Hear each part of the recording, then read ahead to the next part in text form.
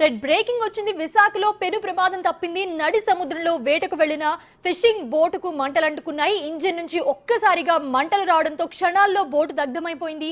ఆ సమయంలో అక్కడ సమీపంలో మరో ఫిషింగ్ బోటు కూడా ఉంది. అయితే ఆ బోట్లో వేటకు వెళ్లిన 5 క్షేమంగా బయటపడ్డారు. సుమారు 40 లక్షల వరకు కూడా నష్టం వాటిల్లిందని మత్స్యకారులు వాపోయారు.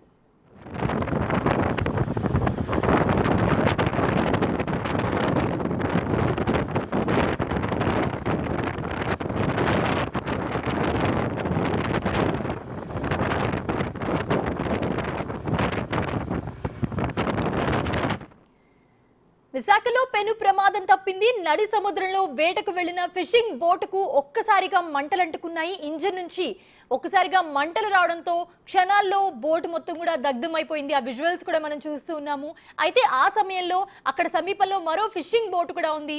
అయితే ఆ బోట్లో వేటకు వెళ్లిన 5 కూడా క్షేమంగా బయటపడినట్లుగా తెలుస్తోంది. సుమారు 40 లక్షల వరకు కూడా నష్టం వాటిల్లిందని మత్స్యకారులు వాపోయారు.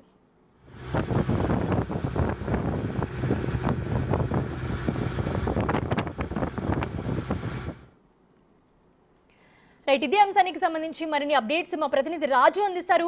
రాజు, బేసిక్ గా ఆ సముద్రంలోకి ఫిషింగ్కి వెళ్ళినప్పుడు చాలా జాగ్రత్తగా ఉంటారు. ఒకవేళ ఇలాంటి ప్రమాదం ఏదైనా జరిగితే అప్పటికప్పుడు వాళ్ళు సరి చేసుకునేలాగా ఏవైనా వాళ్ళ దగ్గర వాటర్ కానీ లేకపోతే ఇంకొకటి కానీ చాలా ఉంటాయి. సో ఎలా జరిగింది ప్రమాదం, వాళ్ళు ఏం చెప్తున్నారు, బోట్లో ఎంతమంది ఉన్నారు, మీ దగ్గర ఉన్న అప్డేట్స్ ఏంటి? బోట్లో ప్రమాదం